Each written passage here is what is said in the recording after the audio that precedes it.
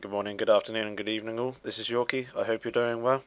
This is episode 13 of my in-depth track guide, and today we're looking at Monza, a track well known for its long straights, high top speeds and also corner cutting.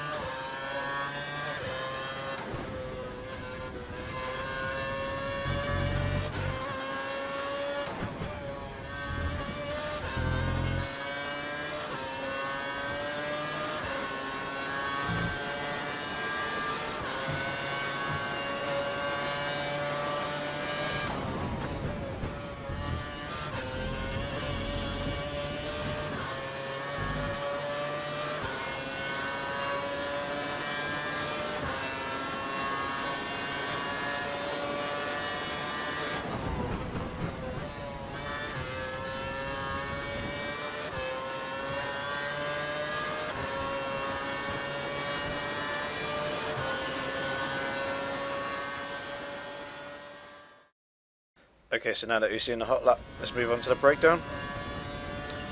For the final corner, you want to take a nice smooth entry into it. You kind of want to get a good slingshot exit, get your DRS open as soon as possible and start draining your curves. Try and avoid dipping your wheel onto the grass, though it didn't really cost me anything for this lap. As we come down the start finish straight, we're going to bring the car to the left hand side, ready for turn 1. Looking for our braking point. It's about 160 metres before the first turn, just after the white pit exit line, but also just before the 150 metre board. Hitting this, we're going to brake very, very hard. We're going to shift it down into first gear, trying not to lock the front wheels as we turn into turn 1, aiming to get our front right wheel up on the curb here. You can take a little bit more curbing on the inside, but generally it's better and smoother to avoid touching the large red curb, as it sets you up nicely for turn 2. Our apex is on the inside curb here.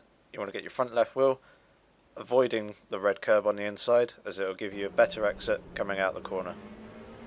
As we run out wide, we're going to let the car come to the right hand side of the track. You're going to open up your DRS and drain about 45% of your curves. Flowing through turn 3, it's a long shallow right hander. You should be able to keep it completely flat with DRS completely open throughout the duration of the corner. So turns 4 and 5, second chicane, looking for our braking point that's on the shadow just underneath the DHL board. Hitting this, we're going to shift down into second gear. We're going to turn in as we hit the red, white and green curbing on the outside. I'm going to get our front left wheel to just kiss the curb on the inside here. This should give us a nice line ready for turns 5, second part of the chicane, where we're going to cut a tiny little bit off the corner. We're going to bounce over the curb a little bit. You don't want to take too much though, as it can quite easily send you into a spin. But this is the optimal line. We're going to let the car run out wide to get your DRS open as soon as possible, ready for turn 6. Our braking point is at the first shadow, or the last shadow, sorry, that fully extends the width of the track. We're going to hit this, we're going to brake, shift it down into third gear. You want to get the power back on as soon as possible. You want to try and keep the power throughout the duration of the corner. You want to try and keep the speed up, as it's quite a fast sweeping right hander. As we come out the exit, we're going to let the car run out wide. We're going to open up the DRS as we come over the curb, ready for turn 7. Our braking point is at the 50 metre board. We're going to brake, shift it down into third gear. We're going to throw the car in.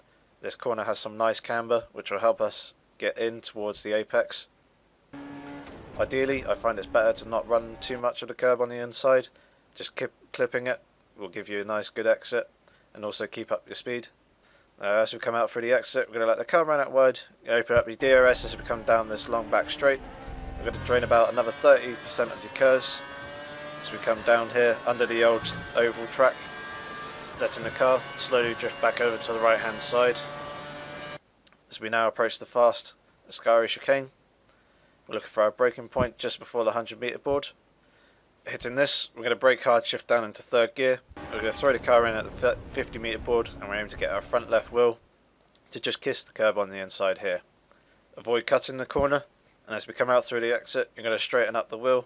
And come through turn 9, we're going to run the curb on the outside, trying to maintain as much speed as possible, aiming to get our front right wheel to get the curb just here.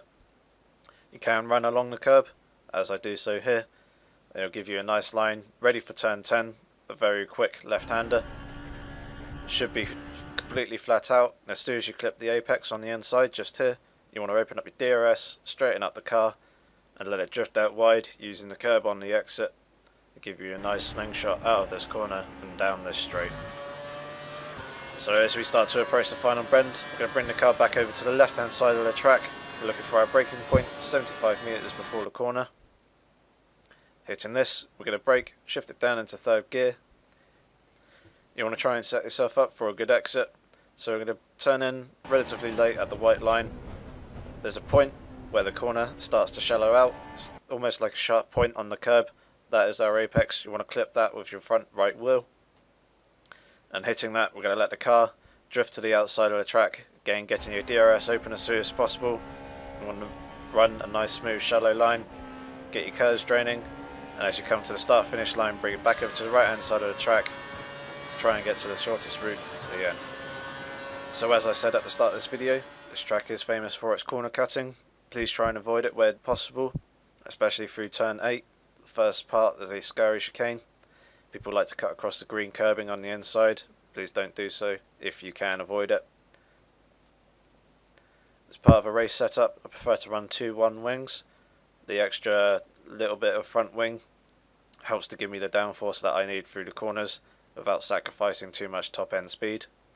You need to play a smart race for this track, as there are 2 DRS zones, so bear that in mind when trying to build gaps between other drivers and also use it to your advantage for overtaking. So that concludes this track guide video. Please give it a rating. If you have any comments or questions, feel free to leave them below. And of course, don't forget to subscribe to the channel, as there is always plenty more F1 content in the future. So until next time, take care.